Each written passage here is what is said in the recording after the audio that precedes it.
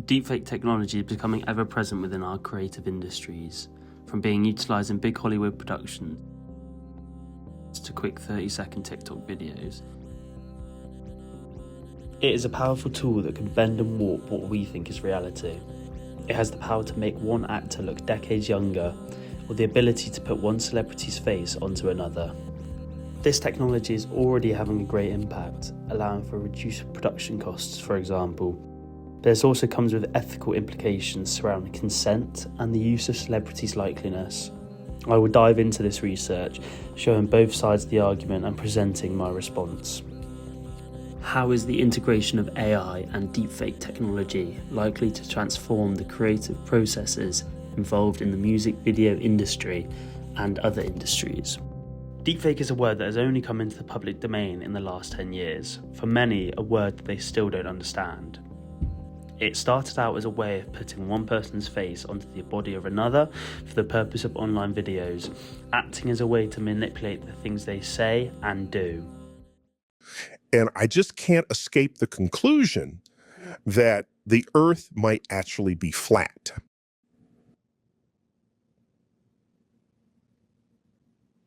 That's not me. It was never me. Those aren't my words. That's what's called a deepfake. At first, deepfake was obvious to the eye and easily identifiable.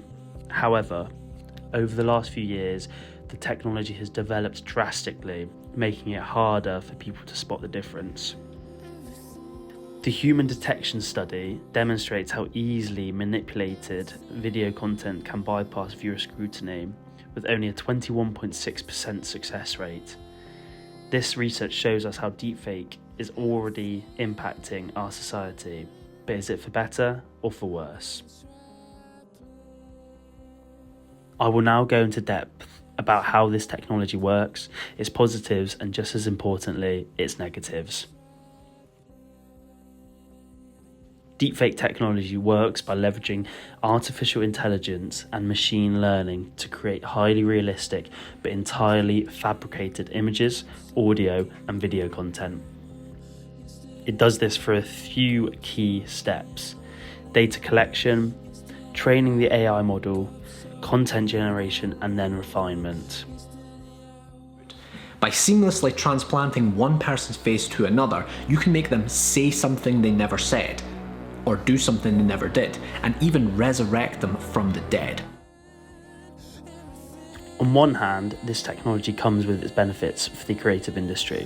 When it comes to creating, this will give artists new possibilities, allowing them to appear in more fantastical settings without the need for a physical shoot. This, in hand, is able to reduce production costs, allowing for smaller artists to compete with the bigger production companies. It also allows artists to create hyper-personalised experiences for their fans, possibly performing with their favourite singer, or even giving musicians the ability to perform with artists who are retired or even dead. There's also been a sharp rise in the creation of virtual artists, especially within the music industry. Digitally created artists are now signing multi-million-dollar record labels with companies. This technology also has a strong economic impact on the production behind music videos and other pieces of work. Mike Riley stated how generative AI's robust development has empowered individuals to create more with less. Individuals can now turn to AI applications instead of the likes of Photoshop and other creative softwares.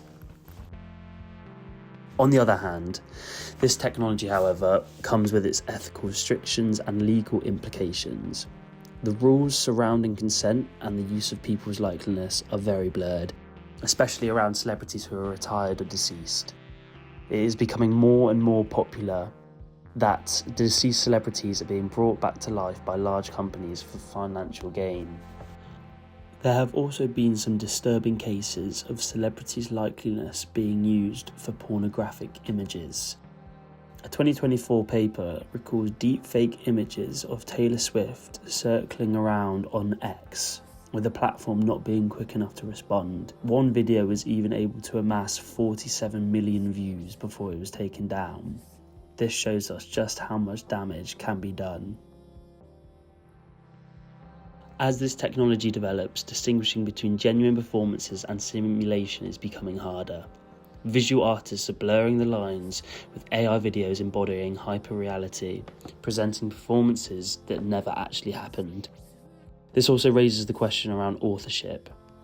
McLuhan's technological determinism theory explores how AI-generated videos become part of the message, a comment on identity and authorship. If any artist's images can be altered or reanimated by anyone, does this tarnish the reputation of being a creative? On one hand, some creatives believe that the development of this technology is damaging creative processes. A 2024 research paper studies how users are showing resistance towards the development of this technology.